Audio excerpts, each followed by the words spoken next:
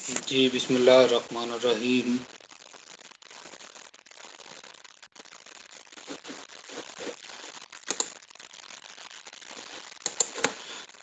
तो कल हम लोगों ने फंगस लाइक प्रोटिस्ट जो है वो उनको स्टार्ट किया था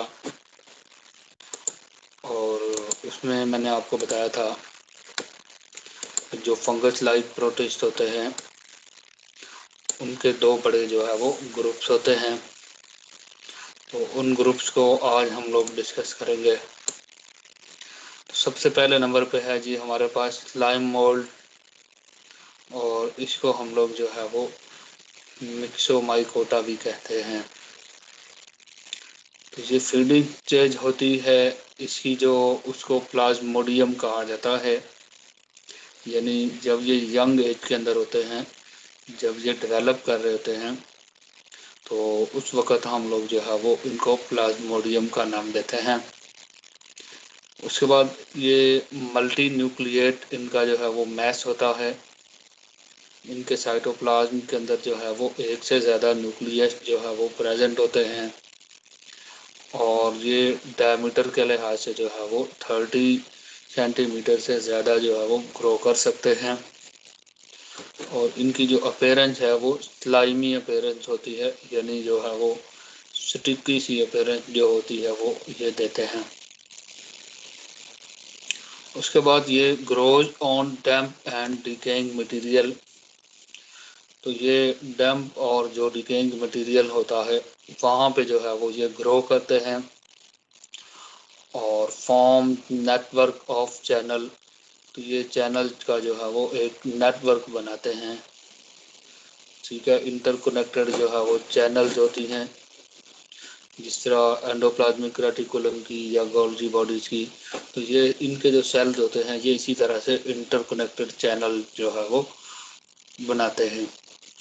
ये फूड के तौर पे बैक्टीरिया को और यीस्ट को जो है वो यूज करते हैं। तो यीस्ट और बैक्टीरिया जो है वो इनके अंदर फूड के तौर पे इस्तेमाल होती है, और ये रेजिस्टेंट स्पोर बनाते हैं।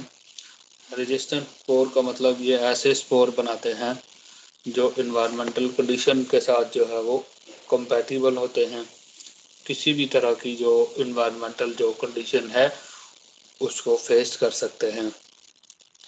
तो इनके अंदर जो स्पोर्स हैं वो मियोसिस के ज़रिए जो है वो बनते हैं, और स्पोर जो है वो हैप्लॉइड होते हैं, और इनके अंदर जो है वो एक स्पेसिफिक स्ट्रक्चर होता है, स्टॉक्ड स्ट्रक्चर होता है इनके अंदर, उसको हम लोग स्पोरेंजिया कहते हैं। तो उस स्पोरेंजिया के अंदर जो है वो इनके अंदर जो है वो ये बनते हैं। तो स्पोरेंजिया कोई भी ऐसा स्ट्रक्चर होता है जिसके अंदर जो है वो स्पोर्स बनते हैं। तो स्पोर्स ऐसे स्ट्रक्चर्स होते हैं जो किसी भी चीज़ की नई स्पीशी जो है वो बना सकते हैं। तो ये बेसिकली जो स्पोर्स हैं ये रिप्रोडक्टिव स्ट्रक्चर होते हैं। किसी भी स्पीशी जो है उसका जो रिप्रोडक्टिव स्ट्रक्चर्स हैं उनको हम लोग जो है वो स्पोर्स कहते हैं। तो उसके बाद जो है वो नेक्स्ट जो इसकी जो कैटेगरी आती है उनको हम लोग जो है वो स्लाइम मोल्ड जो है वो कहते हैं। तो ये जो स्लाइम मोल्ड जो हैं इन्हीं के बारे में हम लोग जो है वो बात कर रहे थे। तो ये फेवरेबल कंडीशन के अंदर जो है वो इनके जो स्पोर जो है वो डेवलप कर जाते हैं, वो जर्मिनेट हो जाते हैं, और ये बाई फ्लैजिलेटेड होते हैं, और इनके यानी 2 फ्लैजेला जो होते हैं वो पर सेल जो है वो इसमें मौजूद होते हैं। तो उसके बाद ये यूनाइट होकर डिप्लॉइड ज़ाइगोट बनाते हैं।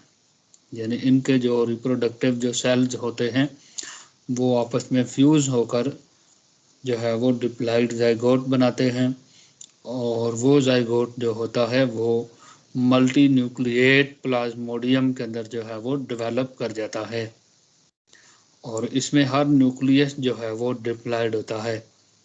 यानी ये हैप्लॉइड स्पोर्स बनाते हैं, और वो हैप्लॉइड स्पोर जो होते हैं वो जर्मिनेट करते हैं, और जर्मिनेट करने के बाद जो है वो एक स्पेसिफिक सेल बनाते हैं, उनको हम लोग अमीबाइड स्वार्म सेल कहते हैं। और ये जो स्वार्म सेल होते हैं ये आपस में फ्यूज होकर यूनाइट करके जाइगोट बनाएंगे, और जाइगोट दोबारा जो होगा वो न्यू ऑर्गेनिज्म के अंदर जो होगा वो डेवलप कर जाएगा। उसके बाद इनकी एग्जांपल मिलती है फाइसरम पॉलीसिफेलम। ये मॉडल ऑर्गेनिज्म है, इसको सेल ग्रोथ के लिए, डिफरेंशिएशन के लिए और साइटोप्लाज्मिक स्ट्रीमिंग के लिए और साइटोस्केलेटन के फंक्शन को चेक करने के लिए जो है वो इसको यूज किया जाता है। तो ये फाइसरम पॉलीसिफेलम के बारे में मैंने आपको बताया है। तो इस टॉपिक में आपको पूछा जा सकता है कि what is the biological importance of Physarum polycephalum, कि फाइसरम पॉलीसिफेलम जो है वो उसकी इम्पोर्टेंस क्या है। तो ये फ्लाइंग मोल्ड की एक एग्जांपल है, ठीक है। तो ये इसमें से आपको जो है वो पूछा जा सकता है। उसके बाद जो है वो इस चैप्टर का जो लास्ट जो कंटेंट है उसके ऊपर हम बात करते हैं। तो ये वाटर मोल्ड्स हैं, these are closely related to fungi. तो ये फंजाई के जो है वो क्लोजली रिलेटेड होते हैं और सिमिलर स्ट्रक्चर्स हैं, फंजाई की तरह के इनके स्ट्रक्चर्स होते हैं, लेकिन इनको कुछ चीज़ों की बेस पे हम लोग जो है वो फंजाई से सेपरेट कंसीडर करते हैं। फंजाई की कैटेगरी के अंदर हम लोग इनको कंसीडर नहीं करते। और इनकी जो सेल वॉल होती है उसके अंदर सेलुलोज जो है वो प्रेजेंट होता है, और इनकी जो हाइफी होती है वो सेपरेट होती है, एसेपरेट होती है। हाइफी वो हाइफी जिसके दरमियान कोई क्रॉस वाल ना हो। हाइफी बेसिकली एक फिलामेंटस स्ट्रक्चर होता है, लॉन्ग फिलामेंट होता है, जिसमें बहुत से सेल जो होते हैं वो एट अ टाइम इकट्ठे जो है वो प्रेजेंट होते हैं। तो अब वो जो इकट्ठे सेल जो है वो प्रेजेंट होते हैं, एट अ टाइम जो है वो मौजूद होते हैं, तो उनके दरमियान अगर कोई क्रॉस वाल ना हो, यानी कोई ऐसी सेपरेशन ना हो जिससे ये पता चले कि ये एक सेल है या एक से ज़्यादा हैं, तो फिर आप उस हाइफी को एसेप्टेट हाइफी जो है वो कह सकते हैं। तो अगर उसमें क्रॉस वाल हों, पता चले कि ये एक सेल है फिर ये दूसरा है, तो फिर उनको सेपरेट हाइफी कहा जाता है। हाइफी के बारे में हम लोग अगले चैप्टर में थोड़ा सा डिटेल में इसको डिस्कस करेंगे। 8वें चैप्टर में, फंजाई वाले चैप्टर के अंदर जो है वो इसको हम पढ़ेंगे हाइफी को। उसके बाद इनकी जो स्पीशीज़ होती हैं वाटर मोल्ड की, वो काफ़ी सारी स्पीशीज़ जो है वो पैथोजेनिक होती हैं जो डिजीज काज करती हैं। इनकी जो सेल वॉल होती है वो सेलुलोज की बनी हुई होती है। तो सेलुलोज की सेल वॉल होने की वजह से ही हम लोग इसको फंजाई से डिफरेंट जो है वो कंसीडर करते हैं कि ये फंजाई से रिसेंबल नहीं करते, बल्कि फंजाई से डिफरेंट होते हैं, मुख्तलिफ होते हैं। उसके बाद इनकी जो एग्जांपल है वो फाइटोप्थोरा इन्फेस्टन है। तो फाइटोप्थोरा इन्फेस्टन जो है इसको हिस्ट्री के अंदर काफ़ी इनफेमस कंसीडर किया जाता है, क्योंकि ये 1840 के अंदर जो है वो आयरलैंड के अंदर जो है वो एक फैमिन आया था, एक कहत जो है वो उस दौर के अंदर आया था। तो आयरिश के जो लोग थे वो उस टाइम पर पोटैटो के ऊपर जो है वो अपनी फूड का इन्हसार करते थे, और पोटैटो जो था वो उस वक़्त डिजीज का शिकार हो गया था। पोटैटो ब्लाइट डिजीज जो थी वो उसको लगी थी, और वो डिजीज जो थी वो फाइटोप्थोरा इन्फेस्टन जो कि एक वाटर मोल्ड है, उसकी वजह से ये डिजीज जो थी वो इसको लगी थी, जिसकी वजह से क्या हुआ कि जो पोटैटो जो थे वो ख़राब होना स्टार्ट हो गए थे, और तकरीबन कोई 2.5 लाख से कोई 1 करोड़ के करीब जो लोग थे, 10 लाख के करीब जो लोग थे, वो इस भूख की वजह से जो वो मर गए थे। और काफ़ी सारे लोगों ने जो है वो यूएस की तरफ जो है वो माइग्रेशन स्टार्ट कर दी थी। ये फेमस आयरिश फैमन जो है इसके बारे में आपको इसमें से पूछा जा सकता है। पोटैटो ब्लाइट क्या होता है, ये आयरिश फैमिन के बारे में भी आपको इसमें से क्वेश्चन जो है वो शॉर्ट क्वेश्चन आ सकता है। तो इस चैप्टर के यही कंटेंट थे जो हम लोगों ने करने थे, वो हमने कर लिए हैं। तो उसके बाद जो है वो इसमें से अगर किसी ने कुछ पूछना है तो वो पूछ सकता है।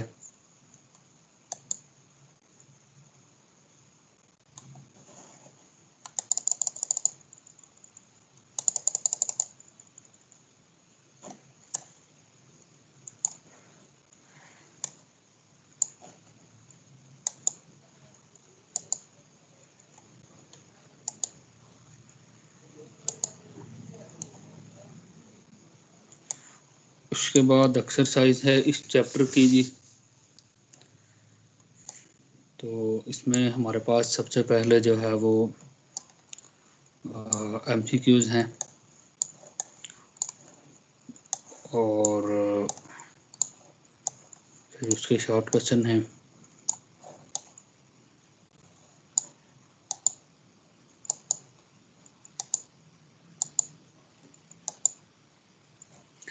जी, amoeba move and obtain food by means of pseudopodia. तो अमीबा के पास जो है वो सूडोपोडिया ऐसे स्ट्रक्चर्स होते हैं जिनकी वजह से जो अमीबा है वो मूव करता है और फूड हासिल करता है। तो इसका जो है वो डी ऑप्शन है, सूडोपोडिया। तो क्वेश्चन नंबर 1 जो है वो उसका सूडोपोडिया जो है वो आंसर है। उसके बाद जो सेकंड पॉइंट है, the sexual process exhibited by most ciliate is called. वो कौन सा ऐसा प्रोसेस है जो बहुत से सिलिएट जो है वो शो करते हैं? तो वो कॉन्जुगेशन है। तो कॉन्जुगेशन जो है ये एक ऐसा प्रोसेस है जो ये शो करते हैं जिसमें ये अपना जेनेटिक मटेरियल जो है वो उसको शेयर करते हैं। तो क्वेश्चन नंबर 2 जो है वो उसका आंसर जो है वो कॉन्जुगेशन है, यानी सी ऑप्शन जो है वो इसका आंसर है।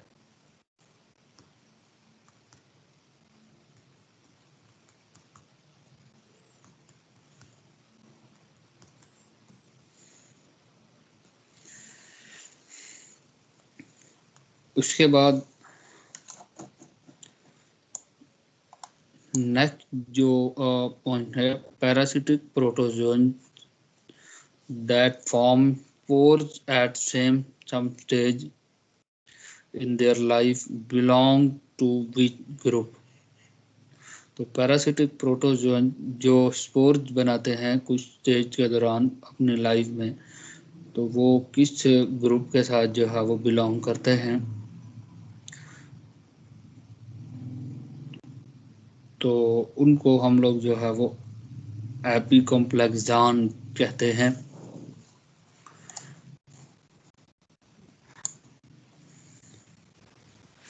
उसके बाद ये चौथा जो MCQs है ये हमारे सिलेबस में नहीं है। और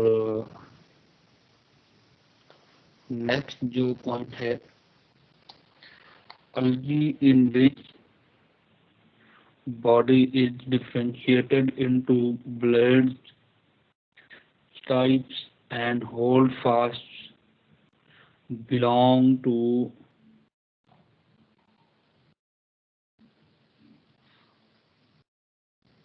कैल्प्स। तो कैल्प जो है ये अलगी की वो टाइप है जिसमें ब्लेड, स्टाइप्स और होल्ड फास्ट जो है वो प्रेजेंट होते हैं।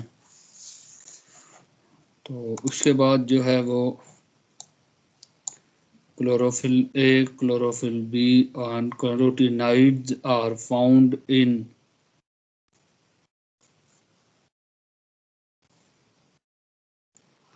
red algae,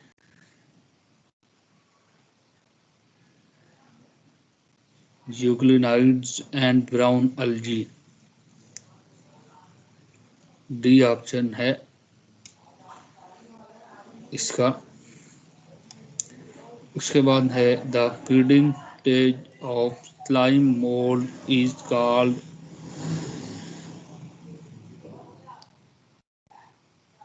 तो स्लाइम मोल्ड की जो फीडिंग स्टेज है उसको हम लोग प्लाज्मोडियम कहते हैं।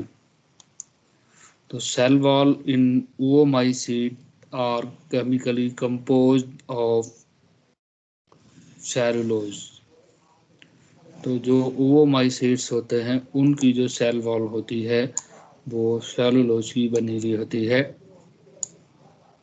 तो ये हमारे एमसीक्यू थे जो हम लोगों ने डिस्कस किए हैं। और उसके बाद है जी write two characteristics of each of following group, तो इसमें हम लोगों ने हर एक की दो दो कैरेक्टरिस्टिक जो है वो डिस्कस करनी है, वो बतानी है। तो इसमें जो है वो प्रोटोजोआ की दो कैरेक्टरिस्टिक बताएंगे कि ये इंजेस्टिव मोड ऑफ न्यूट्रिशन होता है, और उसके बाद जो है ये एनिमल लाइक प्रोटिस्ट होते हैं, और इनके पास जो है वो फ्लैजेला मौजूद होते हैं लोकोमोशन के लिए। उसके बाद डाइटम जो है ये हमारे कोर्स में नहीं है। ओओमाइसीट्स के बारे में आप लोग बताएंगे, इनकी दो कैरेक्टरिस्टिक बताएंगे कि ओओमाइसीट जो है इनकी सेल वॉल जो है वो सेलुलोज की बनी हुई होती है, और दूसरी कैरेक्टरिस्टिक जो है वो ये होगी कि ये पैथोजेनिक होते हैं, यानी ये पैथोजेनिक होते हैं यानी दूसरे ऑर्गेनिजम्स में डिजीज काज कर सकते हैं ये। और उसके बाद जो है वो डाइनोफ्लैजिलेट्स हैं, ये भी जो है वो हमारे सिलेबस में नहीं है।